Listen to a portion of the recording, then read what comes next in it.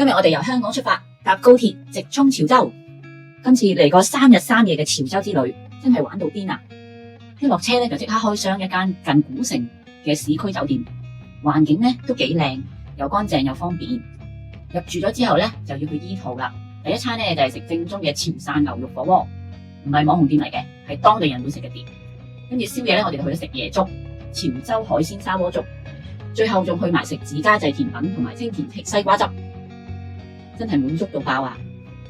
呢個3日3夜嘅潮州之旅咧，第一日已經玩得好開心啦，記得睇到最尾啊，同埋記得 like 同 subscribe。咁 Day 2同埋 Day 3咧，仲有好多精彩好玩嘅好食嘅行程啊，敬請期待啦！由潮汕站打車咧去到酒店咧都要40幾分鐘噶，因為市區離潮汕站都有啲距離。咁我今次就入住呢間叫路特斯 M 酒店啦，就喺近古城附近人民廣場嗰邊嘅。咁都算係比較市中心啲，又比較接近古城嘅環境咧，都比較摩登現代化噶，有少少嗰啲大陸叫網紅風啊，即係 Instagram 風嘅感覺咯。咁佢嗰啲玻璃啊，同埋啲地磚啊，都好特別噶。咁感覺有少少想學人哋歐式咁樣嘅風情啦。可能新裝修啦，同埋新嘅酒店啦，所以都幾乾淨、幾靚，環境我覺得都唔錯嘅。開箱下酒店房睇靚唔靚先。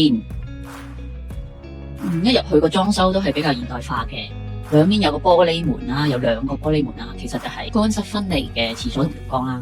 跟住對面就係洗手盆啦，跟住再入去就係大床啦。咁1.8米嘅大床都幾大張嘅。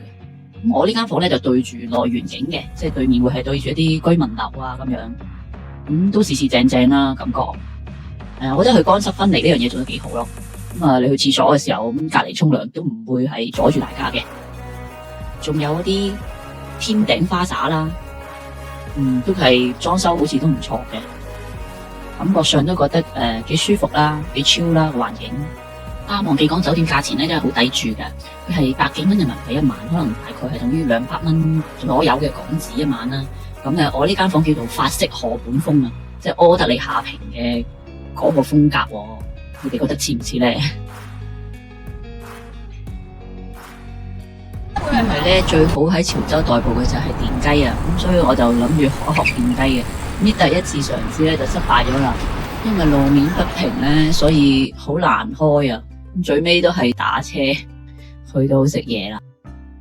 我就嚟到呢間咧喺小紅書當地人介紹嘅潮汕火鍋店，咁就試下潮汕牛肉火鍋。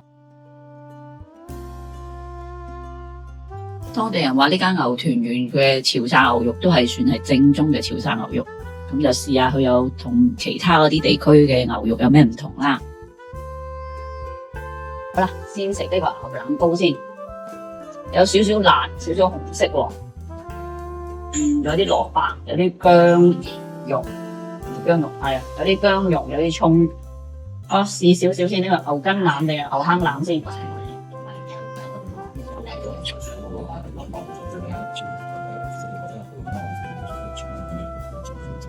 個薑蓉，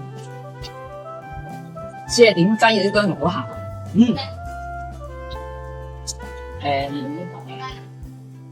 牛腩都算腍嘅，牛坑腩有少少筋喺度。牛坑腩有啲肥啊，有啲筋，有啲肥筋，都食得出去新鮮嘅，不過就有少少肥咯。個蘿蔔試下先，煙霧彌漫。有啲咩啊？呢個叫南薑喺度。牛坑腩啲腩唔係好多嘅，蘿蔔多咗下邊，有6嚿蘿蔔。O K 嘅，少少啦，少有啲蔥花咁啊，鹹地咯。O K 喎，牛筋都腍。3人餐就係食呢啲啦。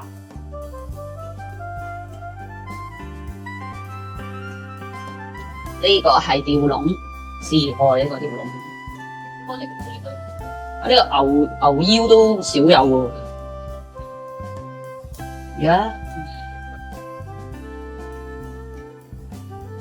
煙霧彌漫，食個菜先落呢個娃娃菜，牛巴菜有排未得嘅，我手乾淨啦，頭先我錄咗下，錄咗自己手。娃娃菜要錄好耐嘅，娃娃菜先食菜，成菜先食牛。哦，下面原來仲有呢個咩啊？呢度一塊塊係咩嚟㗎？芥菜喎，原來仲有芥菜。先落呢個空頭油，最中意食呢個，落夠4塊先，暖暖地啦。OK 啦，耶，幾靚。來吃吧，先吃這個，我哋先食空頭油。我先就咁點我啲，睇下有冇味先。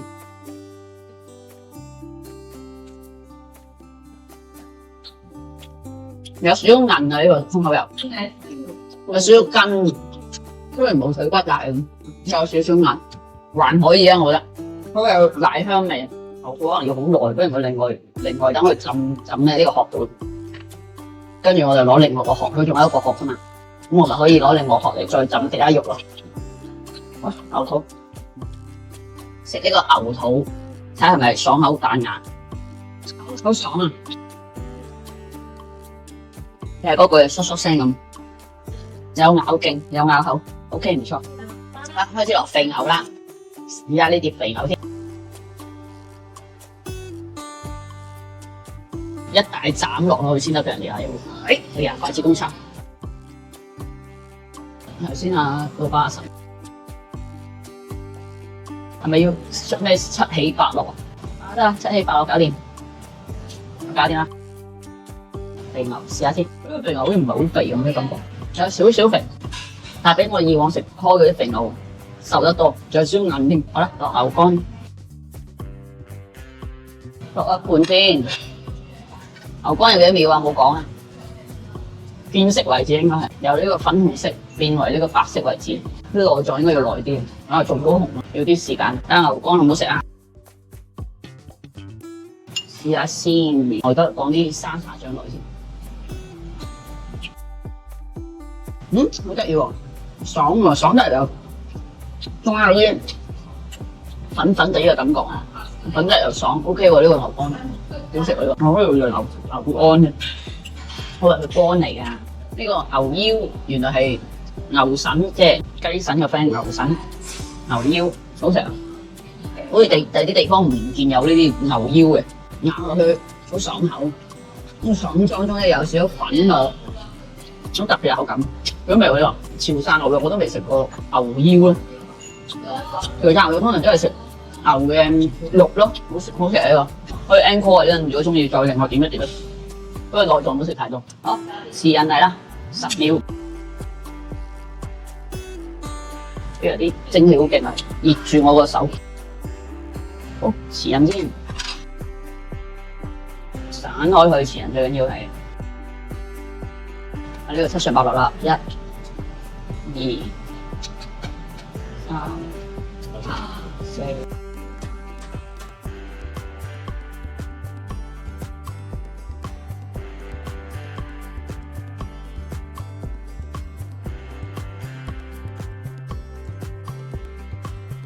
豉印，俾少少呢個沙茶醬。硬咗少少，呢個豉油比肥牛仲要硬啲，因為冇肥啊，佢瘦嘅比佢肥得多。有啲重頭戲最貴價啦，一般喺潮汕牛店就呢啲就擺最後食。係七上八落，七上八落之後要兜翻勻去，等佢熟少少。要講有少少肥，應該冇豉仁咁硬啩。最講到好食啊，咁多我哋，即係個味道都唔同。好味好味，最講係最好味嘅，啱好肥瘦適中，然後佢比較滑啲、嫩滑啲、滑身啲。好味。一個係咁多樣肉入邊，呢3樣肉入邊最好食呢樣。內臟係牛腰咧。係冇估到咁好食嘅，好驚喜。跟住呢個就係不嬲都係聽即係以往所有其他啲潮汕店都係好食有條肉，跟住詞人麻麻地。食完潮汕牛肉火鍋就嚟到宵夜，食砂鍋粥、潮州夜粥。唔好睇佢爛路咁一塊啊！呢啲小店咧先至係最正宗、最好食噶。咁我今次嚟呢間咧都係非網紅店啦，係啲小店嚟嘅。睇到佢啲海鮮好新鮮啦，跟住然後佢哋啲黃鱔咧又係現湯啦，仲有血嘅。然後嗰啲白粥咧就係阿姐咧親自喺度不停咁滾啦，不停咁滾，我企足15分鐘先影到噶。跟住最尾先落料啦。先落蝦啦，落完蝦跟住再落黃鱔啦，跟住佢仲有啲秘製醬料喎。後來我起初以為係黃薑啦，跟住後來問佢，原來係有勁多嘅胡椒粉，所以嗰個粥咧都幾香胡椒味嘅。最後見到啲材料咁新鮮咧，就知正啦，價錢又唔貴喎，好抵食。落埋個蔥花、芫茜，再加少麻油，搞掂。